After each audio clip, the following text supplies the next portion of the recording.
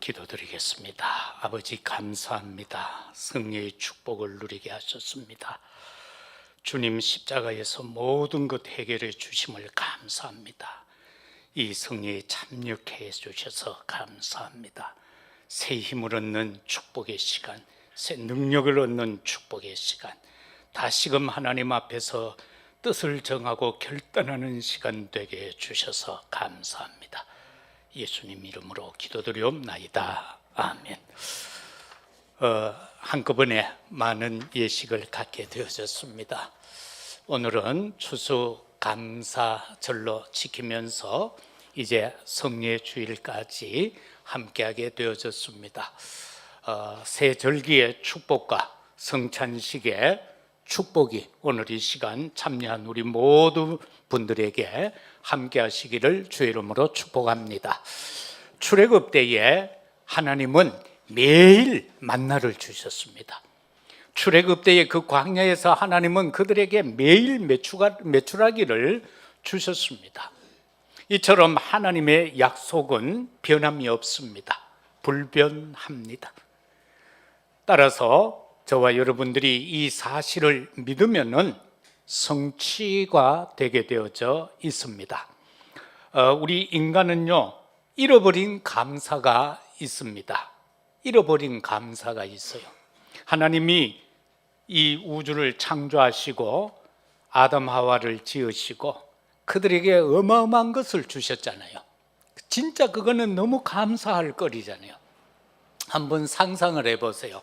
에덴의 그 동산의 아름다움, 그 네 강에서 모든 기름지고 윤택함과 금은보화가 가득한 네 강이라고 기록이 되어져 있습니다.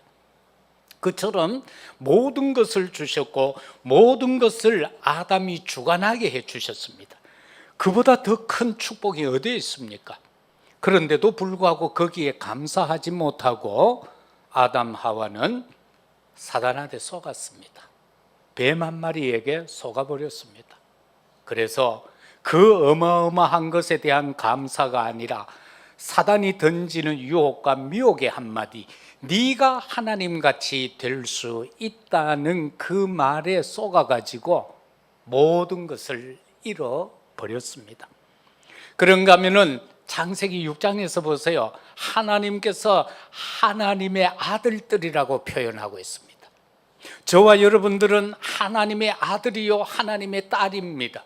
오늘 이 시대에도 우리에게 이 어마어마한 신분과 권세의 축복을 주셨는데 이 노아 시대처럼 인간의 정욕 때문에, 인간의 그 작은 욕심 때문에 내가 내 것을 가지고 살아야 되겠다라는 그것 때문에 결과적으로는 모든 것을 잃어버리는 그 상황에 처한 것을 보게 됩니다. 그래서 감사하면은 유지할 수 있는데 감사하지 못하여서 그 노아 시대의 홍수라는 것으로 인하여 다 잃어버렸고, 그러나 하나님께 은혜 입은 자가 온 땅을 차지한 사건이 바로 노아 홍수 사건이었다라는 겁니다. 그래서 저와 여러분은 감사만 하면 됩니다. 오늘도 그냥 감사하십시오. 내가 오늘 또 건강하게 하나님 앞에 나와 예배 드릴 수 있다는 거, 이거요 진짜 감사한 일입니다. 그런가 하면은 하나님이 그 바벨 시대에 어마어마한 축복을 주셨습니다. 그 시대의 성들을 보면은요 어마어마합니다. 성을 전부 벽돌을 구워서 성을 지었어요. 그 망루를 보면 어마어마합니다. 그런데 이 어마어마한 축복 속에서 또 하나님이 주신 지혜를 가지고는 오히려 감사하지 아니하고 그들은 하나님께 도전했다라는 겁니다. 어느 인간이 감히 내가 하나님 앞에 도전한다 이와 같이 할 사람이 어디에 있습니까? 그런데 그냥 살아가는 그 삶이 하나님 앞에 도전하는 게 되어졌다라는 겁니다. 오늘날 또 저와 여러분들이요 무심코 사는 삶이 하나님께 도전하는 삶이 되어진다는 겁니다. 나는 아무 생각 없이, 나는 악의 없이 행한 그 삶이 하나님께 도전하는 것이다라는 겁니다. 그래서 이 감사를 내게 주어진, 우리도 오늘 이 시대에 주어진 것들이 얼마나 많습니까? 그죠? 이것에 대하여 감사하지 못할 때에는 하나님께 도전하는 자가 된다. 그래서 감사를 잊지 말아야 됩니다. 인간은요, 오직 성삼위 하나님만 의지해야 되는데 다른 거 의지합니다. 그것이 바로 바울이 복음을 전할 때에 일어난 상황 아닙니까? 도시마다 가니까 어마어마한 축복의 역사가 있는데 그들은 하나님을 몰라요. 하나님을 모른다고 해요. 그러면서 그들이 의지하는 것은 무당을 의지하고 있어요. 무속인을 의지하고 있어요. 점술인을 의지하고 있다, 그 말씀인 것입니다. 또 선거철이 되면은요, 많은 그 정치하고자 하는 사람들이 전부 이런 데 가가 물어봅니다. 이번에 내가 되겠나 하면 그 안 된다 한 사람 누가 있습니까? 일단 복채를 받아 먹고는 그냥 응얼응얼 하다가 된다라고 하는데 끝에 가서 책임 안 지려고 살짝 빠지는 말 한마디씩 합니다. 그래서 집사도 가서 묻고 장로도 가서 묻고 그래가 선거판에 나오는 겁니다. 진짜 하나님 앞에 엎드려서 사드락 메삭 아벳느고 다니엘 같이 하나님 앞에 엎딘다면, 다니엘은 보세요, 내 왕조 동안에 총리를 해요. 이게 하나님을 의지하면 그렇게 되는데 세상 우상 문화를 의지하니까 그들의 삶이라는 것은 오히려 함정틀 올무에 갇혀 사는 삶이 된다. 그래서 우리가 회복할 수 있는 것은 오직 하나님의 말씀만 따르는 것이다. 그게 창세기 12장이에요. 너는 내가 지시할 땅으로 가라는 겁니다. 네 가고 싶은 대로 가지 말고, 네가 원하는 곳에 가지 말고 내가 지시할 땅으로 가라, 그 말씀인 것입니다. 그래서 저와 여러분은 항상 영의 눈을 뜨시고 영의 마음을 여시고 영의 귀를 열어서 하나님의 음성을 들어야 합니다. 그리고 앞서가신 성삼위 하나님을 볼 수 있어야 합니다. 그래서 그 뒤를 따라갈 수 있지 않겠습니까? 본론으로 들어가서 하나님께 인생이 드릴 감사의 고백이 있습니다. 저와 여러분 오늘 드릴 감사가 뭐겠습니까? 한 주간 또 추수감사절이라고 아이고 감사헌금을 얼마나 할까 고민하셨습니까? 그거 그럴 것 없습니다. 그게 우선이 아닙니다. 첫째는요, 감사 고백의 첫째는 찬송입니다. 내가 하나님 앞에 찬송할 수 있어야 된다라는 것입니다. 그죠? 찬송 다음에 예물이에요. 그리고 그 예물 다음에 내가 봉사하고 헌신하는 것이다라는 것입니다. 말씀의 능력으로 나를 변화시켜야 합니다. 오늘 96절에 보니까 내가 보니 모든 완전한 것이 다 끝이 있어도 주의 계명들은 심히 넓습니다 라고 하고 있습니다. 여러분, 말씀에 24 하시기를 주 이름으로 축복합니다. 하나님의 말씀에 24가 되어야만 각인이 됩니다. 그냥 한 번 슬쩍 본다고 되는 것이 아니고요, 하나님의 말씀에 대해 24가 되어야 합니다. 그래야 각인이 되고 내 체질이 바뀔 수가 있습니다. 이 24를 한다는 것은 집중을 한다는 의미가 되기도 합니다. 그래서 좀 상스러운 말이지만은 하나님의 말씀에 중독된 여러분이 되시기를 주 이름으로 부탁드립니다. 하나님의 말씀에 중독이 되라. 그래야 내가 은혜를 입고, 그래야 내가 힘을 얻고, 그래야 내 심령에 평안이 임하게 된다라는 것입니다. 첫째는 멸망하지 않음에 매일 감사해야 됩니다. 하나님의 약속, 하나님의 말씀은 불변합니다. 그 말씀은 뭐라고 합니까? 믿는 자는 멸망하지 않는다라는 것입니다. 저와 여러분은 안 망해요. 망하는 것 같이 보이지 안 망해요. 시험에 든 것 끝이 보이지 그게 시험이 아닙니다. 환난을 당하는 것 같아 보이지만 그게 환난이 아닙니다. 왜요? 문제는 답이 있고 위기는 거기에는 기회라고 했지 않습니까? 그래서 하나님께서 우리에게요 주신 말씀이 있기 때문에 멸망하지 않는다는 언약을 붙잡고 그냥 매일 감사하십시오. 구원의 근거를 잡고 기도하면서 감사하시기를 바랍니다. 94절에 보니까요, 나는 주의 것이다, 나를 구원하소서. 내가 주의 법도들만을 찾았습니다. 그래서 항상 하나님께로, 그러면서 내가 구원받은 근거는 하나님 아닙니까? 그 사실을 붙잡고 기도하는 우리들이 되면은 그 감사 속에서 승리하게 될 겁니다. 하나님의 말씀은요 우리에게 있어서 소망이다는 것을 밝혀주고 있습니다. 93절에서부터 보면은 내가 주의 법도들을 영원히 잊지 아니하오니 주께서 이것들 때문에 나를 살게 하셨다, 그렇게 말씀합니다. 그래서 저와 여러분들은요 정말 말씀에 소망이 있는 것은 주께서 나를 살게 하셨습니다. 세상의 그 어떤 것이 아니고, 세상의 그 어떤 권력자가 아니고, 세상의 그 누구가 아니라 주께서 말씀으로 나를 살렸으니 그게 최고의 소망이다라는 사실인 것입니다. 93절 하반절에 그렇게 말씀하죠. 주께서 이것들 때문에 나를 살게 했다. 하나님은 우리에게 말씀으로 약속했습니다. 영생에 대한 약속을 하셨습니다. 거기에 대한 확신을 갖고 감사하시기를 바랍니다. 95절에서 보면은요, 악인들이 나를 멸하려고 엿보나 나는 주의 증거들만을 생각합니다. 정말로 저와 여러분들은요 항상 하나님의 말씀을 묵상하는 자들이 되시기를 바랍니다. 그저 어떠하였든지 하나님의 말씀을요, 어떻게 보면 어떤 사람들은 놀 때 막 18번 곡이라는 게 있잖아요, 그죠? 18번 곡, 여러분 한 가락씩 할 수 있는 게 있을 겁니다. 그러나 저와 여러분들에게 중요한 것은 18번 말씀이 있어야 돼요. 어떤 상황에서든지 붙잡고 기도할 수 있는, 암송하고 있는 말씀이 있어야 돼요. 그 말씀을 지칭해서 우리가 묵상이 돼, 내가 일평생 붙잡고 나가야 할 말씀, 언약의 말씀이 있어야 된다는 겁니다. 이 말씀 잡았다가 저 말씀 잡았다가 하는 것이 아니라 내 일평생을 담을 수 있는 말씀의 구절이 내게 있어야 된다. 그거 없으면요 우리는 항상 흔들리게 되어져요.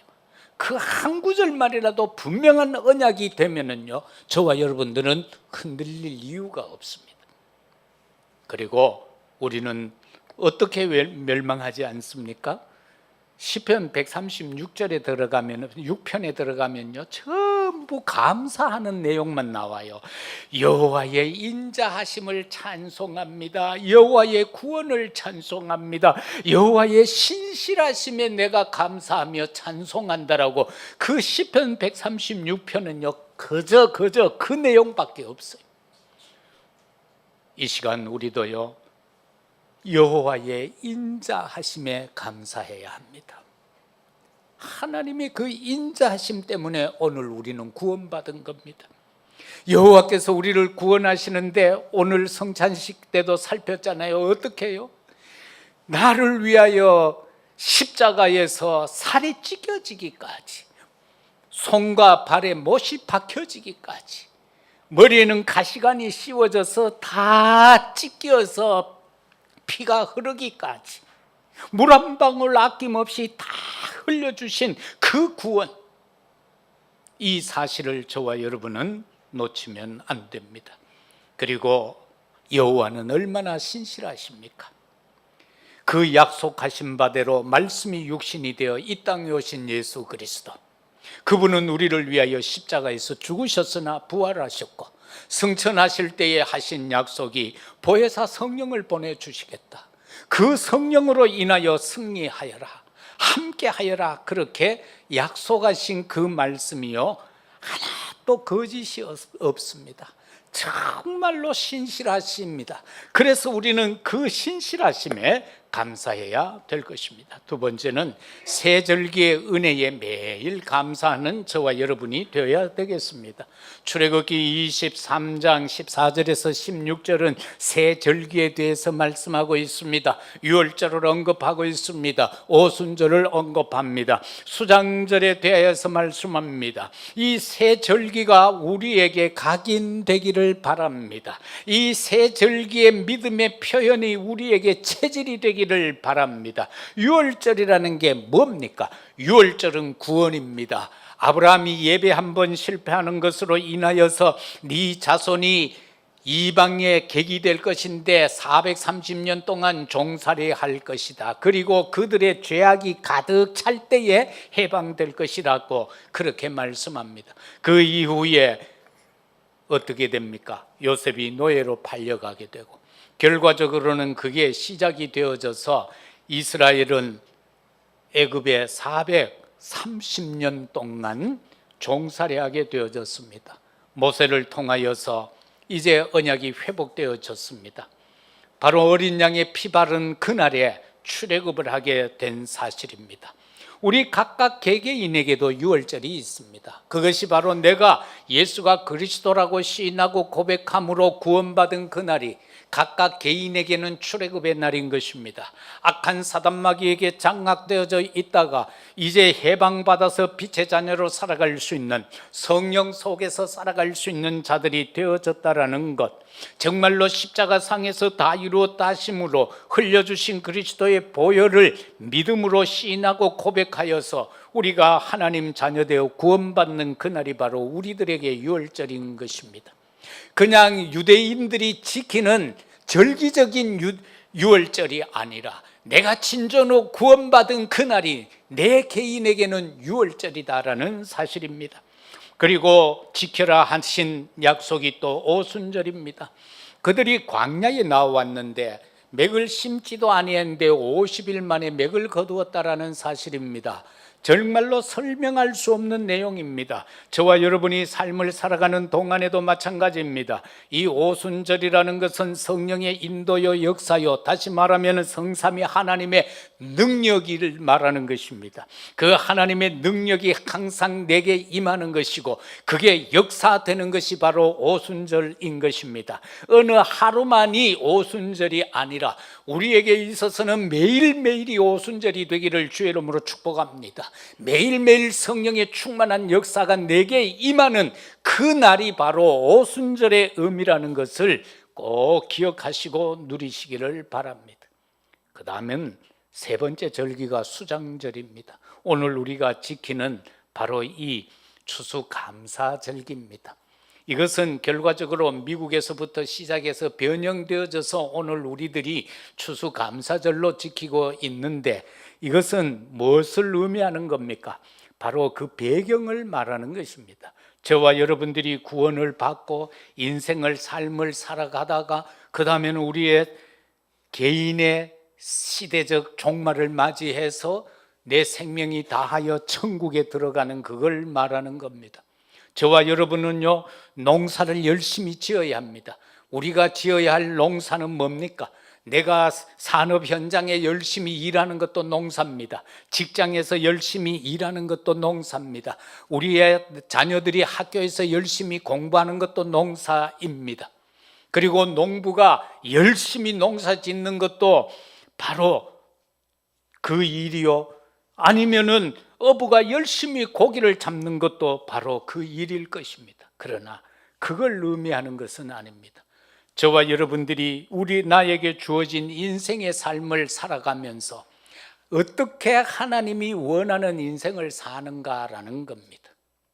그 산 인생의 삶 속에서 쌓여진 것들이 바로 내가 추수하는 내용들입니다. 그래서 바울은 그렇게 고백하죠. 나의 의의 면류관이 무엇이냐? 내가 복음을 전하여서 내 뒤에 선자들이라고 했습니다. 그것이 저와 여러분들에게 있어서 최고의 추수절이 될 것입니다. 바로 내가 구원한 영혼이 얼마나 되는가 그 말입니다. 내가 복음을 전하여서 건져낸 생명이 얼마나 되느냐라는 사실인 겁니다. 그것이 진정한 수장절의 의미라는 것을 저와 여러분은 놓쳐서는 아니 됩니다. 마지막 세 번째는 말씀의 불변성에 매일 감사해야 합니다. 말씀은 변하지 않습니다. 천지가 없어지기 불타 없어지기 전에는 하나님의 말씀이 1.1획도 바뀌지 않는다라고 그렇게 말씀하고 계십니다. 하나님의 말씀은 그대로 성취되어졌잖아요. 하나님이 약속하셨지요.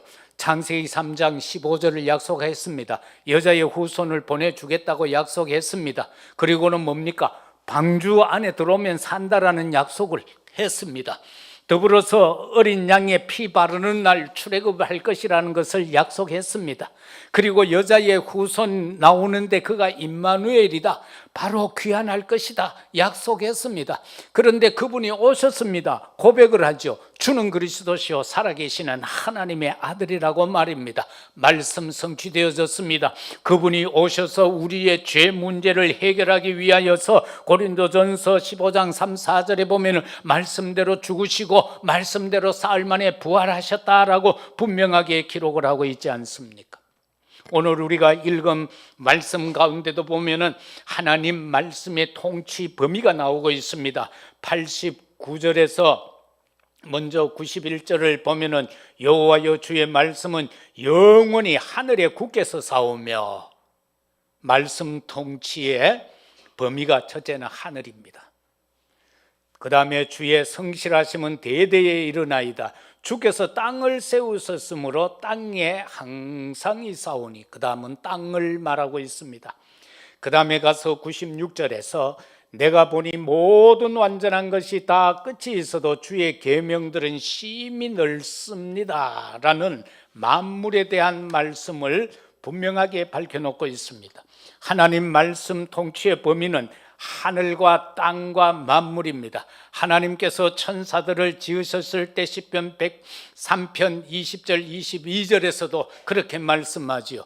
하늘의 군대들이 어디를 통치하며 무슨 일을 하는가, 그 심부름 끈으로서의 역사하심을 말씀하고 있습니다. 그래서 말씀대로 성취되기 때문에 저와 여러분들은 하나님의 말씀은 불변하다, 이 언약을 붙잡고 매일 말씀 잡고 기도하면서 감사하시기를 바랍니다. 그 다음에는 우리가 말씀은 불변하기 때문에 예배에 대한 것이 중요합니다. 출애굽기 20장 3절에서도 보면은 분명하게 하나님은 이스라엘 백성들을 향하여 말씀합니다. 너는 나 외에는 다른 신들을 네게 두지 말라, 이렇게 말씀합니다. 십계명을 말씀하실 때에 분명하게 너는 나 외에 다른 신을 네게 두지 말라, 다른 신을 섬기지 말라는 겁니다. 예배의 대상은 오직 성삼위 하나님인 줄로 믿습니다. 여호수아 24장 15절에서 이스라엘 백성들이 한참 주의 은혜 안에 살다가 어느 순간에 또 그들은 우상 쪽으로 기울어지게 됩니다. 그때에 그 백성을 모아놓고 여호수아가 말합니다. 여호수아서 24장 15절에서 보면은 그 앞뒤로 보면은 너희들이 지금 저 강 저편에서 섬기던 신이든지 여기 이 땅에 들어와서 섬기는 신이든지 너그 마음대로 섬겨라. 그러나 나와 내 집은 여호와만을 섬기겠노라. 세상 그 어느 누구가, 내 옆에 그 어느 누구가 잘못된 우상을 숭배할지라도 그거 관여할 거 없습니다. 버려두고 나와 내 집은 여호와만 섬기겠다라고 고백하는 여호수아의 고백이 여러분의 고백이 되기를 바랍니다. 마태복음 4장에서도 주야 40일 금식 기도한 예수님에게 마귀가 와서 시험을 막 하잖아요. 그런데 세 번째 시험이 뭡니까? 높은 산꼭대기에 데리고 올라가서 천하만국의 영광을 보여주면서 하는 말입니다. 너 내게 한 번만 절해라, 경배해라. 그리하면 이 모든 네가 본 만물의 영광을 네게 다 주겠다라고 할 때에 예수님이 사단을 물리친 내용입니다. 사단아 물러가라. 주 너의 하나님께만 경배하고 그를 섬기라. 오늘 저와 여러분은요, 어떤 작은 시험이든 어떤 심적인 유혹이 오든 미혹거리가 생기든지 간에 우리는 분명하게 선언해야 될 단어가 있습니다. 사단아 물러가라. 나로 하여금 올바른 신앙생활을 못하게 하는 생각, 마음, 그리고 거기에서 일어나는 많은 미혹, 유혹거리들, 그거는 사단이 주는 겁니다. 그래서 사단을 물러가라고 해야 됩니다. 그러면서 주님이 선포하셨던 것처럼 주 너의 하나님께만 경배하고 그를 섬겨라. 우리의 경배 대상은 하나님밖에 없습니다. 그래서 우리의 섬겨야 할 대상자는 여호와 하나님밖에 없다라고 말씀은 우리에게 가르쳐주고 있습니다. 사랑하는 성도 여러분들, 저와 여러분이 예배를 성공해야만 이 시대와 세상을 앞서갈 수가 있습니다. 그러나 많은 것들이 예배드리지 못하도록 그렇게 역사하고 있습니다. 정말로 뜻을 정하고 결단해야 될 내용들입니다. 저도 이와 같은 문제가 있어서 요즘 계속해서 기도하고 있습니다. 참으로 우리는 시대와 세상을 앞서 갈 수 있는 것은 세상의 지식이 아니라 하나님 앞에서의 예배다라는 겁니다. 이 예배가 성공하면 모든 것이 다 되어지는 겁니다. 그래서 우리는 어떻게 해야 됩니까? 무엇에 대해서 감사할 수 있어야 하는가? 주 앞에서 성도와 함께, 주 앞에서 오늘 이 자리에 있는 우리가 성도와 함께 찬송하며 예배하는 시간이 아버지여 지속되게 하옵소서. 어느 날인가 저와 여러분이요 함께 한 자리에 모여서 찬송할 수 없는 날이 옵니다. 한 자리에 모여서 예배할 수 없는 날이 온다니까요. 그날을 생각하면서 우리는 오늘 이 시간 하나님 정말 감사합니다. 소수지만 우리가 하나님 앞에 모여서 함께 찬송하며 함께 예배드리게 해주셔서 감사합니다. 이게 되어져야 돼요. 머지않았어요. 우리나라도 모여서 예배 드리는 거 폐하는 날이 머지않았어요. 우리나라도. 왜? 시대 조류가 지금 그렇게 흘러가요. 예배 못 드리게 해요. 크리스마스라는 단어도 지금 미국은 못 쓰고 있잖아요. 헐리데이요. 사단은 그렇게 역사한다니까요. 세상 사람들을 막 통해 우리나라도 지금 그런 운동이 얼마나 많이 일어나고 있습니까? 퀘어 축제다라고 해가지고 이건 이거 완전히 귀신 장난 아닙니까? 그런데 그걸 가지고 또 펴들라고 그들 편을 드는 국회의원들이 얼마나 많습니까? 그게 모여서 우리나라도 언젠가는 법제화가 될 겁니다. 지금도 벌써 뭡니까? 옛날에는 학교 마음껏 들어가서 우리가 복음 전했잖아요. 그러나 지금은 초등학교, 중학교, 고등학교 못 들어갑니다. 전도하러. 학부모 이외에는 못 들어가요. 이게 얼마 안 되면 우리나라도 매나 따라가요. 유럽이 실패했던 그 길을 우리도 그대로 따라간다니까. 왜? 그게 사단이 하는 짓거리예요. 그래서 오늘 명신이를 딱 보면은 학교 가서 공부를 열심히 잘하는 것 같아요. 보니까 오늘 감기 걸려서 못 온 소은이도 보니까 공부를 잘하는 것 같고, 그러면서 그 아이들이 옆에 있는 친구들에게 복음을 전해서 그 수밖에 없어요. 못 들어가요. 이 목사가 아무리 전하고 싶어도 학교 못 들어가요. 그래서 어제는 명신이를 통해 가지고 그 친구들에게 복음 전해서 어제 캠프를 하고 있다. 2명이나 영접을 했더라. 얼마나 감사해요. 앞으로 이렇게 해서 나아가는 금토일 시대를 만들어 가야 돼요. 앞으로 전도, 선교도 정말 우리가 기도하면서 하나님의 방법을 찾아내야 된다, 그 말씀인 것입니다. 다시 한번 말씀드립니다. 오늘 이처럼 하나님 앞에 나와서 우리가 함께 한 자리에서 예배하고 찬송하는 거 얼마나 감사. 이게 지속되도록 우리가 기도해야 된다. 세 번째, 기도와 전도입니다. 어떤 기도입니까? 마태복음 6장 33절, 너희는 먼저 그의 나라와 그의 의를 구하여라. 주님은 말씀합니다. 내가 너를 책임질 테니까 너는 너의 것을 위해서 기도하지 마라. 나를 위해서 기도하라는 겁니다. 하나님이 뭐가 부족해서 하나님을 위해서 기도하라고 하고 있습니까? 하나님의 나라, 그의 의가 이 땅에 이루어지도록, 하늘에서 이루어진 것처럼 땅에서도 이루어지도록 그것을 위해서 기도하라. 그러하면은 어떻게 하겠다고요? 34절에서 너희 필요한 너희 모든 것을 풍성하게 내가 주겠다라는 거예요. 내가 만드는 게 쉽습니까? 하나님이 주시는 게 쉽습니까? 그 분명하잖아요. 그래서 그 약속 속에 서시기를 바랍니다. 그러면서 전도는 뭡니까? 사도행전 1장 8절 아닙니까? 네가 열심히 해봐라가 아닙니다. 오직 성령이 너에게 임하면 네가 권능받고 예루살렘, 유대, 사마리아 땅끝까지 이르러 내 증인이 되리라. 그렇게 말씀하셨으니 우리는 묵상운동을 해야 합니다. 계속해서 말씀 묵상하고 기도도 묵상기도로 들어가야 돼요. 오늘날 뭐 학교에서도 매일 정한 시간에 명상을 한다고 그래요. 학교마다. 왜? 그게 아이들에게 조금이라도 도움이 되니까 학교는 그렇게 할 수밖에 없는 거예요. 그런데 진정한 것은 그건 그렇게 깊이 들어가면은 접신을 해요. 그러나 우리가 진짜 말씀 붙잡고 기도 속에서 깊은 묵상으로 들어가면은요, 성령이 역사하는 거예요. 그래서 세계 살릴 망대 세우는 것은 이 묵상에서부터 시작된다. 그래서 평생 응답이 이 속에 있고, 저와 여러분이 걸어가면서 순간순간 바뀌어져 가야 할 이정표가 이 속에 있습니다.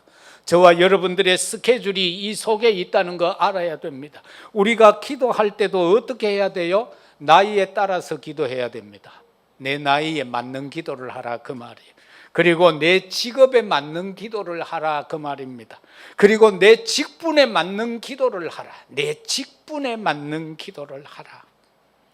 어제 핵심 때는 카이스트에 교수 박사들 5명이 나와서 인터뷰하는 거 아까 보셨죠? 그들이 그래요. 오늘 이 시대가 어마어마하게 발달되고 발전되어 있는데 그게 결과적으로는 전부 영적 문제 일으키도록 되어 있다는 것 아닙니까?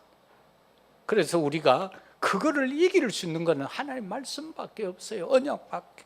그래서 기도하면서 이 사실을 가지고 나가야 합니다. 우리가 왜 기도합니까? 왜 전도해야 합니까? 세계 복음 아닙니까? 237 나라 하고 못하고를 떠나서 이걸 언약으로 붙잡아야 돼요. 가자, 하나님 237 나라, 237 나라 이렇게 해야 되는 거예요. 아까 명신이 문답을 할 때 장로님들이 물었어요. 물으니까 세계 복음학 했어요. 그죠? 이게 심겨져 있다, 그 말 아닙니까? 그래서 그리스도 3직 물었어요. 답을 했어요. 밑에 미용실 아줌마, 교회 다니는 아줌마예요. 집사님 한 분이 가서 머리 하면서 복음 전했어요. 나도 그저께 가서 머리 깎으면서 또 기본 메시지 했어요. 그리스도 3직을 몰라요. 이게 오늘날 기독교인의 수준입니다. 그리스도 3직을 모르는데 어떻게 구원에 확신이 있겠어요? 그래서 복음을 전하니까 뭐라 한 줄 알아요? 아직도 자꾸 가위 눌린대요. 그래서 내가 최사무 보내겠다고 그랬어요. 한번 열어보고 손님 없을 때 들어가서 좀 말씀 운동하세요. 그래서 제대로 믿고 싶은데 뭐가 뭔지 모르겠다는 거예요. 그냥 친구 따라 강남 가는 거예요, 한 분씩. 참 안타까운 실정입니다. 오늘 이 시대에 교회 다니는 사람들요, 우리가 자꾸 익하니까 우리가 보고 자꾸 틀리다 하잖아. 우리 보고 자꾸 다르다 하잖아. 안 다른데, 저거가 다른데. 이거 진짜 말할 수도 없고요. 말만 하면 자꾸 뭐 개사고 나도 미치겠다. 내 형제들까지도 이해 못해. 그냥 교회 다니면 되는 줄 알아. 그거 아니에요. 예수님을 바로 알아야 돼요. 성령을 바로 알아야 돼요. 여호와 하나님을 바로 알아야 돼요. 그거 모르고 믿는데 뭘 믿는 거요? 성삼위 하나님을 바로 모르고 교회 다니고 믿는다 하는데 그게 진짜 믿는 겁니까?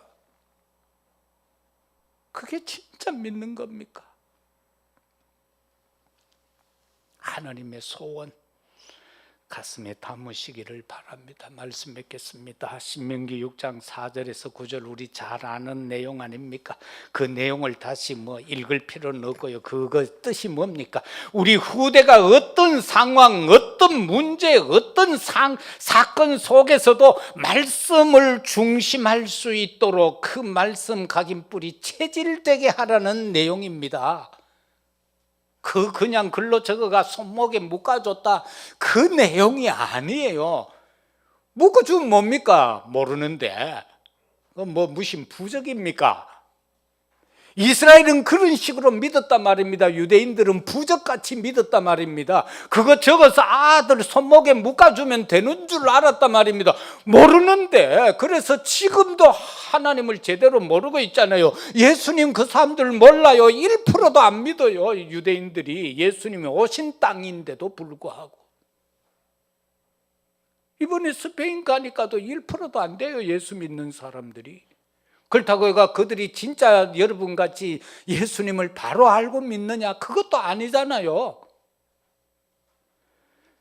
필리핀 가면 차에다가 전부 지저스 크라이스트 하면 저거가 댕겨요. 그런데 그리스도 대회가 물으면 하나도 몰라요. 이거다 말입니다. 사단이 얼마나 우리를 속이고 있는지 모릅니다. 그래서 정말 말씀 중심에 살 수 있도록, 말씀에 집중하며 살 수 있도록 해주는 것이, 그게 신명기 6장 4절에서 9절이 우리에게 요구하는 것이에요. 금토일 시대 열어가지고 말씀과 기도를 아이들에게 심어야 돼요. 여러분, 아이들만 그렇게 하면 됩니까? 아니잖아요. 우리도. 그래서 우리 모두는요, 하나님께 집중하시기를 바랍니다. 하나님께 집중, 그리고 말씀에 집중하는 우리들이 되시기를 바랍니다. 그리고 기도에 집중하는 우리들이 되시기를 바랍니다. 하나님의 말씀은 불변합니다. 그래서 그 말씀에 대하여 그 언약을 매일매일 붙잡고 매일 감사하며 살아가는 저와 여러분이 되시기를 예수 그리스도 이름으로 축복합니다. 아버지 하나님, 참으로 감사합니다. 말씀은 불변하다고 했습니다. 변하지 않는 그 말씀 매일매일 붙잡고 기도하며 감사하며 살아가는 저희들 되게 하옵소서. 예수님 이름으로 기도드리옵나이다. 아멘.